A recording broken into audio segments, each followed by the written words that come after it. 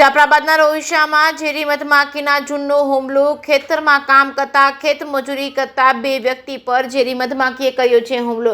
સિંહ દીપડાના ભય વચ્ચે ઝેરી મધમાખીનો આતંક સામે આવ્યો છે। કાનાભાઈ બામણિયા અને જયાબેન બામણિયાને ઝેરી મધમાખીએ દીધા 4 ડંખ। ઝેરી મધમાખી ઉકરડતા બંને ખેતમજૂરીને જાફરાબાદ હોસ્પિટલમાં સારવાર અર્થે ખસેડવામાં આવ્યા છે। ઝેરી મધમાખીના હુમલાની બીજી ઘટના બનતા સ્થાનિકોમાં રોષ ફેલાયો છે।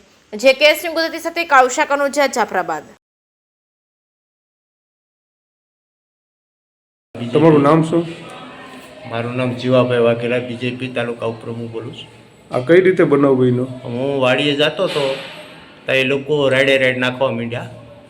મને તાત્કાલિક કાનાભાઈએ બોલાવ્યો, મને કે આમનું આમ થયું છે।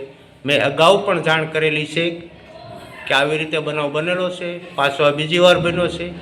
કોઈ જંગલ ખાતા કે કૃષિ વિભાગમાં જ્યાં કોઈ પણ સંસ્થામાં આવે તો એની તકેદારી લેવા ભાગરૂપે પગલાં લેવા